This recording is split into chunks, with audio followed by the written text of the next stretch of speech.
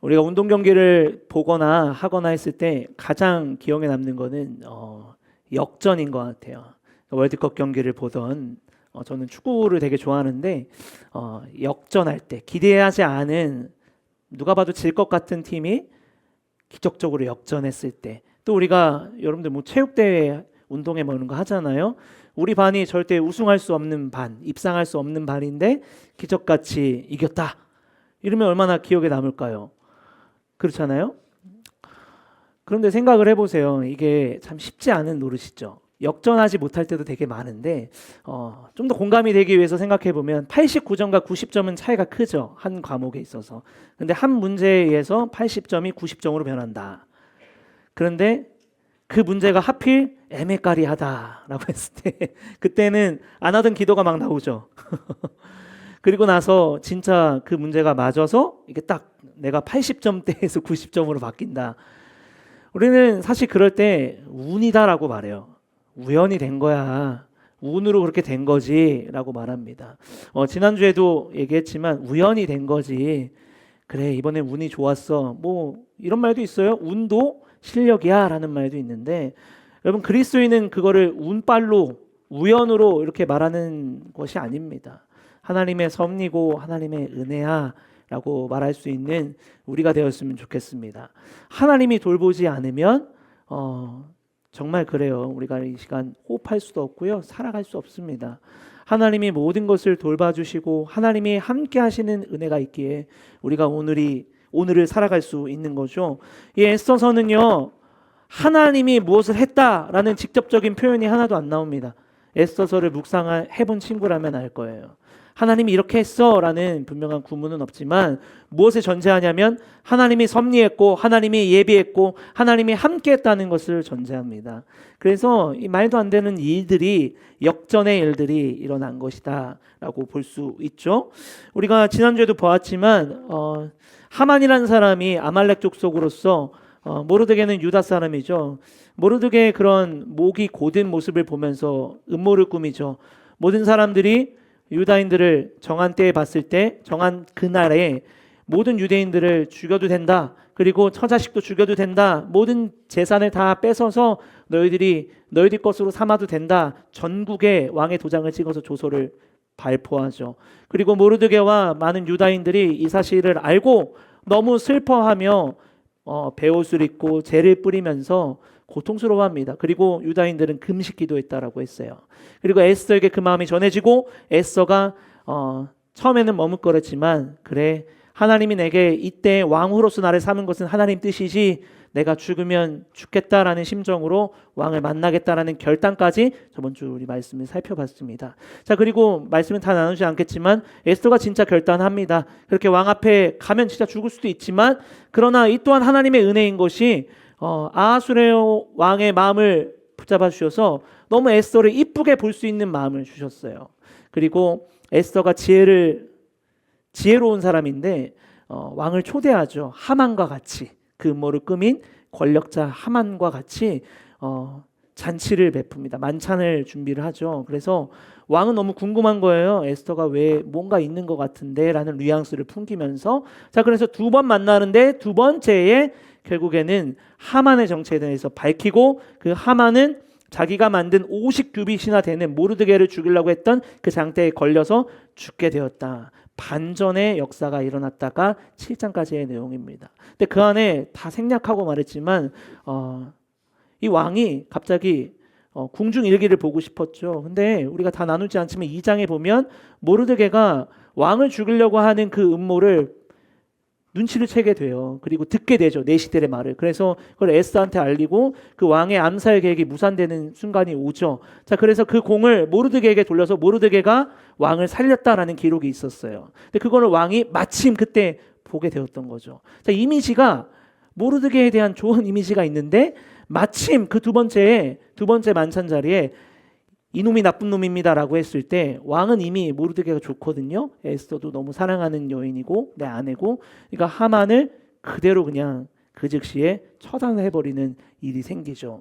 자, 그런데 너무 기적 같은 일인데 여기서 끝난 게 아니에요. 이들에게는 아직도 여전히 위기가 남아있기는 하죠. 자, 그런데 어쨌든 모르드게라는 사람은 고스란히 하만이 취하고 있었던 모든 부와 명예를 다 이제 위탁해서 받게 되는 기적이 일어나요. 그게 오늘 보면 1절과 2절 말씀인데 같이 볼까요? 1절과 2절입니다. 아하수에로 왕은 그날로 유다 사람의 원수 하만의 재산을 에스더 왕후에게 주었다. 에스더가 모르드게와의 관계를 밝혔으므로 모르드게는 왕 앞에 나아갈 수 있었다. 왕은 하만에게 되찾은 자기의 인장 반지를 빼서 모르드게에게 맡겼다. 에스더는 하만에게서 뺏은 재산은 모르드게가 많이 맡아보게 하였다. 네, 이 당시에 배신자는 페르시아 이 시대는요, 배신자로 낙인을 찍힌 사람은 모든 권한과 모든 재산을 다 나라에서 뺏어갔대요. 자, 그렇지 하만은 이제 배신자가 된 거죠. 그래서 모든 재산을 다 몰수하고 왕이 맡겼던 반지이자 도장인 인장 반지를 뺐습니다. 그 인장 반지를 모르드게에게 맡긴 거죠. 자, 이 인장 반지가 상징하는 것은 왕을 대신해서 하는 권위가 있다라는 것을 상징하는 거예요. 이게 모르드게에게 왔다라는 것은 기적이죠. 자, 이 장면을 두고 우리가 알아야 될 것은 기적이 일어난 겁니다. 이제 꼼짝없이 죽게 될 이스라엘 백성들, 유다 백성들이 이제 역전이 된 거예요. 이제 반전의 기회가 일어난 것이죠. 유다 백성을 죽이려고 했던 하만은 처형당하게 되고 이제 승리를 얻게 됐는데, 자, 여기서 끝난 것이 아니에요. 이미 왕의 도장이 찍힌 조서가 전국에 다 나갔어요. 자, 그 정한 날에 유대인들을 다 죽여라 라고 했던 그 왕의 도장에 찍힌 그 공문서는 왕도 어찌할 수 없는 권위가 있는 법이 돼버렸어요. 너무 난처한 거죠. 그랬을 때 에스더가 할 수 있는 것은 다시 왕에게 부탁하는 것밖에 없어요. 그래서 오늘 3절 말씀에 보면 같이 읽겠습니다. 에스더는 또다시 왕의 발 앞에 엎드려 울면서 간청하였다. 아각 사람 하만이 유다 사람을 치려고 꾸민 악한 음모를 막아달라고 애원하였다. 자, 우리도 살다 보면 우리가 할 수 없는 영역이 있어요. 여러분 이제 뭐 고3은 조만간이겠지만 이력서를 넣죠. 그리고 내 성적 증명서랑 다 넣어서 이제 학교에 지원을 하게 돼요. 그럼 여러분 할 수 있어요? 어떻게 뭐 청탁이라도 해볼 거예요? 뭐 이렇게 뒷돈 주면서 아무것도 할 수 없어요. 우리는 기다려야죠, 그 결과를. 우리가 살다 보면요, 그런 순간이 있어요. 내가 다 내 실력이 있어서 내 능력이 있어서 다 내가 내 뜻대로 다 되는 게 아니라 내가 할 수 없는 순간이 있어요.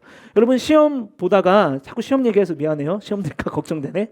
뭔가 어떤 애매한 문제를 했는데 물론 내 실력이 없기 때문에 애매할 수 있지만 이렇게 뭐예요? 찍었어요. 1번 아니면 3번. 자, 그 다음에 이제 뭐죠? 운에 맡기는 거다 이렇게 여기잖아요. 내가 할 수 없는 순간들이 있단 말이죠. 자, 에스더에게 있어서 아무리 왕후이지만 할 수가 없는 거예요. 이거는. 그리고 왕조차도 이미 왕의 도장에 찍힌 이 조서를 어떻게 할 수가 없는 거죠. 그저 그냥 왕 앞에 에스더는 또다시 왕 발 앞에 엎드려 울면서 간청하였다. 자, 이렇게밖에 할 수가 없는 겁니다. 어떻게도 할 수가 없는 거죠. 자, 그런데 하나님은 참 능력의 하나님이고 참 대단하신 하나님이에요. 이렇게 그냥 유다 백성들을 버리지 않아요. 오늘 4절 말씀에 보면요, 이렇게 말하죠. 왕이 금규를 에스더에게 내밀자 에스더가 일어나 왕 앞에 서서 말하였다. 자, 왕이 금규를 에스더 앞에 내밀었대요. 자, 이 금규가 상징하는 것은 왕의 권한을 말해요. 패같이 생긴 거예요. 이렇게 금패로 되어 있는데 이거를 그냥 대뜸 에스더 앞에 내밀었대요. 자, 이 말은 뭐죠? 내가 해줄게. 걱정하지 마라. 내가 방법이 있어. 내가 어떻게든 당신의 뜻을 내가 듣고 내가 적극적으로 움직여 볼게요. 라는 제스처인 거예요. 그러니까 왕에게 달린 거죠, 모든 게. 여러분 근데 살다 보면요, 이런 게 쉽지 않습니다. 여러분 오늘이 다르고 내일이 다르죠. 주말에 일어날 때 기분, 여러분들의 마음 상태, 그리고 월요일의 마음 상태가 어때요? 다르죠. 그죠? 똑같아? 다르잖아요. 토요일에 뭔가 그냥 토요일에는 뭔가 화창하고 좋아, 내 마음이. 왜 화창하고 좋을까요? 오늘 학교 안 가니까요. 근데 월요일 되면 그냥 짜증나요. 엄마한테 그냥 짜증나. 일어난다고. 내가 하겠다고. 이게 우리의 예상입니다. 우리의 마음을 나도 잘 몰라. 그런데 왕의 마음을 어떻게 하냔 말이야. 하나님이 하시는 거예요. 하나님이 사람의 마음도 주관하고 하나님이 사람의 마음도 붙잡아주고 또 뒤에 나오겠지만 이 왕의 생각을 통하여서 하나님이 하나님의 일을 하고 있는 것을 보게 됩니다. 자, 에스더와 유다 백성들은 철저히 의리해요. 아무것도 없어. 힘이 아무것도 없단 말이에요. 내 힘으로, 내 말솜씨로, 내 능력으로, 내 권력으로 아무것도 할 수가 없어요. 능력이 없어요. 하나님은 그러나 가만히 있는 하나님이 아니더라고요. 자, 오늘 말씀을 보면요. 아하수에로 왕이 이렇게 제안합니다. 오늘 8절 말씀에 이렇게 말해요. 이제 유다 사람들을 살려야 하니 왕의 이름으로 당신네들에게 유리한 내용으로 조서를 하나 더 만들고 그 조서에 왕의 인장반지로 도장을 찍으십시오. 내 이름으로 만들고 내 인장반지로 도장을 찍는 조서는 아무도 취소하지 못한다라고 말하고 있습니다. 여러분, 내 마음도 내가 어찌할지 모르는데 오늘은 기분 좋다가 내일도 기분 나쁘고 나도 내 마음을 어떤지 모르겠어가 사람 마음이에요. 그래서 어린 왕자라는 책에 생떼지베리라는 사람이 유명한 말을 남겼죠. 이 어린 왕자라는 말을 그 동화 책에 이런 유명한 말이 있는데 사람의 마음을 얻으려면 천하를 얻는다. 사람의 마음을 얻으면 천하를 얻는다. 무슨 말입니까? 사람의 마음을 알다가도 모르겠다. 그 마음을 얻는 것이 정말 어렵다라는 것을 말하고 있는 거죠. 자, 그런데 오늘 왕은요, 유다인을 살려야겠다라는 마음이 막 샘솟고 있는 거예요. 그냥 기분 좋아서 이럴까요? 우연히 이렇게 된 걸까요? 아니죠. 하나님께서 그 마음을 주시는 겁니다. 내가 이제 유다 사람을 살려야 하니 왕의 이름으로 당신네들에게 유리한 내용을 써서 내 도장을 찍어서 그렇게 하면 돼. 이런 마음이 생겨나기 시작한 거죠. 왕의 마음에 그런 마음이 생겼던 겁니다. 자, 이런 일이 어떻게 가능할까요? 하나님이 하신 겁니다. 그래서 다윗은요, 시편 34편 15, 16, 17절에 이렇게 고백합니다. 같이 읽을까요? 주님의 눈은 의로운 사람을 살피시며 주님의 귀는 그들이 부르짖는 소리를 들으신다. 주님의 얼굴은 악한 일을 하는 자를 노려보시며 그들에 대한 기억을 이 땅에서 지워 버리신다. 의인이 부르짖으면 주님께서 반드시 들어주시고 모든 재난에서 반드시 건져주신다. 아멘. 이 사실을 믿는 우리 모두가 되었으면 좋겠습니다. 하나님의 사람이, 하나님의 자녀인 하나님의 백성이 부르짖는데, 하나님을 찾고 있는데 하나님은 외면하지 않습니다. 여러분들이 하나님의 백성으로서, 그리스도인으로서 하나님 도와주세요, 하나님 이렇습니다라고 고백할 때 하나님 외면하는 분이 아니라는 거예요. 그 사실을 꼭 믿길 바랍니다. 그래요, 유다 백성들은 그렇게 가만히 있지 않았습니다. 이제 우리가 다 죽게 되었네, 우리가 이제 어떡하냐, 우리 유다 백성들은 다 멸족하게 생겼어 라고 하며 자책하고 그리고 자신들을 포기하지 않았어요. 너무 슬프긴 하지만 그 슬픔을 하나님 앞에 호소했어요. 금식했다는 말도 나와요. 금식해서 뭐예요? 밥 쫄쫄 굶으면서 뭐 했겠어요? 기도했겠죠. 하나님 앞에 지혜를 물으며 우리 백성을 살려달라 기도했습니다. 자, 꼭 그래서는 아니지만 그렇지만 이들은 포기하지 않았다는 거죠. 자, 우리도 마찬가지입니다. 우리가 살다 보면요, 여러분은 뜻대로 안 될 때가 있어요. 내 뜻대로 정말 안 될 때가 있어요. 사실 그럴 때가 더 많아요. 그럼 여러분 어떻게 할 거예요? 자포자기 할 겁니까? 그냥 포기할 거예요? 그냥 절망할 거예요? 아니라는 거죠. 예수 믿는 사람, 예수 그리스도를 따르는 그리스도인들은 절망으로 끝나는 존재들이 아니란 말이에요. 하나님은요, 우리를 향한 은밀한 계획을 만들고 계시고 우리를 향한 무궁무진한 계획을 갖고 계시는 분이십니다. 유다 백성들이 그렇게 부르짖으니까 하나님께서는 그렇게 은밀히 하나씩 하나님의 뜻대로 아하수에로 왕의 마음을 움직여 주시고 하나님은 역전의 명수가 되셔서 유다 백성들을 살려주고 계시는 거예요. 에스더서에는 하나님의 이름이 한 번도 언급되지 않아요. 그렇지만 하나님이 이와 같은 일들을 하고 계시는 거죠. 오늘 11절에 왕의 조서를 이렇게 작성했대요. 같이 읽을까요? 왕의 조서 내용은 각성에 사는 유다 사람들이 함께 모여서 목숨을 지킬 수 있도록 한 것이다. 어느 성읍에서든지 다른 민족들이 유다 사람들을 공격하면 거기에 맞춰서 공격하여 오는 자들뿐만 아니라 그들의 자식과 아내까지도 모두 죽이고 도륙하고 진멸하고 재산까지 빼앗을 수 있게 한 것이었다. 하나님 만든 조서에 정반대인 거예요. 자, 그렇게 달려드는 사람들을 너희가 정당방위로 똑같이 할 수 있어. 자, 이렇게 되면은 아무나 유다 백성들을 건들지 못하는 거죠. 똑같이 왕의 도장을 찍어서 전국 88 곳곳에 다 보내서 뿌려집니다. 자, 이제 유다 백성들이 죽지 않아도 되는 기적 같은 일이 생겨나게 됐던 거죠. 자, 이제 15절은 보지 않겠지만 이제 아하수에로 왕은 이제 모르드게라는 사람을 이렇게 모든 사람들 앞에서 세워줍니다. 이 모르드게는요, 우리가 2장 말씀을 나누지 않았지만 궁궐 문지기 수비하는 경비병에 불과했어요. 근데 이 사람이 이제 왕 다음으로 가는 권력을 쥔 권력자가 되는 순간이 됩니다. 이 왕은요, 궁중에 예복을 입혀요. 그리고 금관을 씌워줍니다. 그리고 고운 모시로 짠 붉은 겉옷을 입혀준다라고 해요. 이 모든 것들은요, 다 존귀한 사람이고 왕 다음에 있는 권위자이고 이 사람은 높은 사람이야를 상징하는 것들입니다. 자, 그렇게 함으로써 유다 백성들은 굉장히 기쁨을 누리게 되는데, 오늘 재밌는 문구가 있는데요, 읽진 않겠지만 많은 사람들이, 이 수산성에 살고 있는 사람들이 기뻐했다라고 말합니다. 유다인들뿐만이 아니라요, 하만이 이와 같은 권위를 얻었을 때는 사람들이 걱정하고 두려워했다면, 이 모르드게가 그와 같은 은총을 입고 권력을 얻으니 많은 사람들이 기뻐했다라고 말합니다. 자, 16절에 보니까 유다 사람에게는 서광이 비치는 기쁘고 즐겁고 자랑스러운 날이었다라고 말합니다. 이제 우리가 살겠구나. 이제 우리가 죽는 존재가 아니라 이제 우리가 살아날 수 있는 존재구나라는 사실을 이 모르드게가 공식적으로 왕의 은총을 받는 그 순간을 통해서 많은 사람들이 느꼈다는 거죠. 자, 그럼 여기서 가장 핵심인 게 유다인들 말고 다른 사람들은 어떤 감정이었을까요? 죽을 수밖에 없는 유다 백성들이었잖아요. 문서를 다 받아봤잖아요. 다 죽이래요.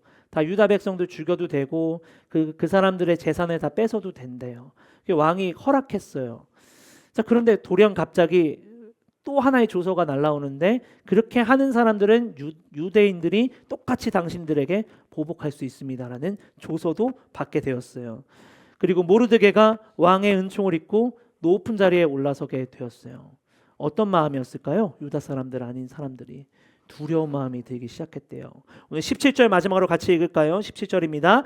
지방마다 성읍마다 왕이 내린 명령과 조서가 전달된 곳에서는 어디서이나 그곳에 사는 유다 사람들이 잔치를 벌였다. 그들은 기뻐하고 즐거워하며 그날을 축제의 날로 삼았다. 그 땅에 사는 다른 민족들 가운데서 많은 사람들이 유다 사람들을 두려워하므로 유다 사람이 되기도 하였다. 여기 재밌는 문구가 있어요. 유다 사람이 되기도 했대요. 두려워서. 자, 이거는 유다 사람처럼 유대교에 개종했다라는 것이 아니라 그들처럼 살기를 똑같이 사는 거예요. 하나님 믿지 않지만 하나님 믿는 척하고 그들의 문화에 동화되어서 살았다라는 거죠. 왜냐하면 유다 백성들이 이제 무서운 존재가 되었기 때문에. 자, 여기서 우리가 교훈해 볼 수 있는 게 있습니다. 에스더서가 우리에게 교훈하는 것은 우리는 못하는 영역이지만 하나님은 하실 수 있다라는 것을 우리가 여기서 교훈해 볼 수 있고요. 그리고 제일 중요한 거, 하나님 백성들은 세상 앞에 두려운 존재구나라는 것을 알게 돼요. 자, 여러분, 우리 뜻대로 안 될 때, 우리 스스로가 안 될 때 우리는 그냥 자포자기해요. 세상 사람들은 다 그렇게 살아갑니다. 열등한 존재가 되면 그냥 열등한 사람이라고 낙인을 찍습니다. 자, 그런데 하나님 백성은, 하나님을 아버지라 고백하는 그리스도인들은 그런 존재가 아니구나라는 것을 보게 돼요.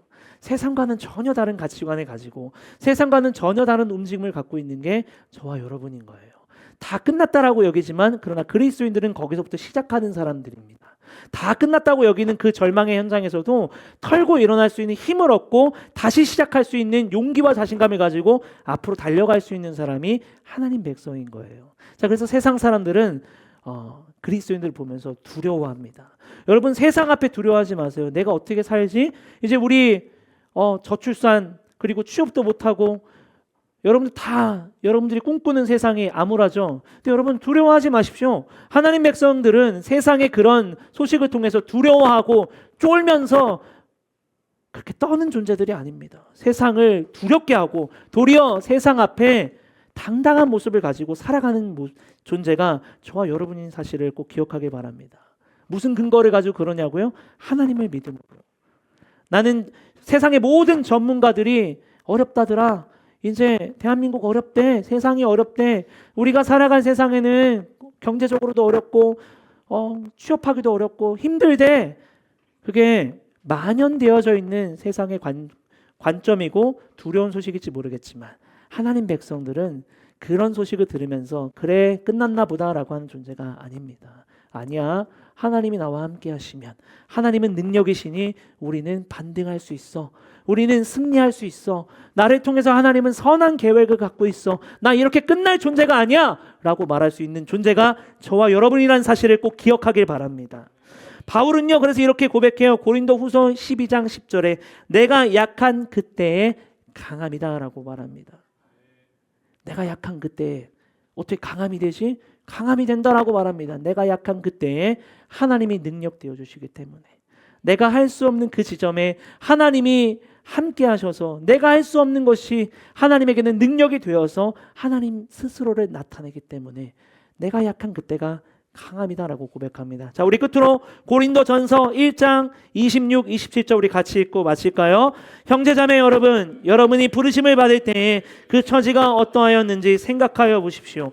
육신의 기준으로 보아서 지혜 있는 사람이 많지 않고 권력 있는 사람이 많지 않고 가문이 훌륭한 사람이 많지 않습니다. 그런데 하나님께서는 지혜 있는 자들을 부끄럽게 하시려고 세상의 어리석은 것들을 택하셨으며 강한 것들을 부끄럽게 하시려고 세상에 아멘. 약하고 뒤떨어지면 열등한 존재 루저로 말하지만 그러나 그리스도인은 거기서 시작하는 겁니다. 왠지 아세요? 내가 할 수 없는 영역 가운데 하나님이 함께 하신다면 하나님이 드러나거든요. 여러분, 하나님께 쓰임받은 사람은요 뛰어난 사람, 똑똑한 사람, 부와 권력을 가진 사람만 쓰지 않았어요. 대다수가 열등한 사람, 부족한 사람, 모자른 사람을 썼어요. 왠지 아세요? 그 사람은요 세상의 기준으로 봤을 때는 패배자일지 모르겠지만 하나님의 기준으로 봤을 때는 귀중한 사람이고 소중한 사람입니다. 그 사람을 통해서 하나님이 하실 일이 너무 많아요. 여러분 답답해요? 여러분 스스로가 자신 없고 나는 이게 뭐지라고 여기는 사람이 있습니까? 여러분 감사하세요. 이제 시작하는 거예요. 하나님과 열어갈 스토리가 얼마나 많은데, 앞으로 하나님과 함께 엮어갈 에피소드가 얼마나 많은데요.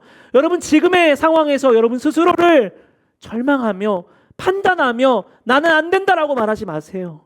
여러분 안 된다고 느끼는 순간은 누구나 있습니다. 삼성의 회장도, 현대의 회장도, 대기업 회장들도 열등할 거예요. 나보다 뛰어난 그 누구를 바라보면서. 사람은 누군가를 보면 열등할 수밖에 없어요. 내 뜻대로 안 되면 좌절할 수밖에 없어요. 그러나 믿음의 사람은 믿음의 눈으로 보는 겁니다. 나는 할 수 없어를 인정하며 하나님은 하실 수 있는 것을 바라보면서 오늘 하루를 살아가는 거예요. 내가 절망하고 넘어져 있을지라도 다시 일어날 수 있는 힘은 뭔지 알아요?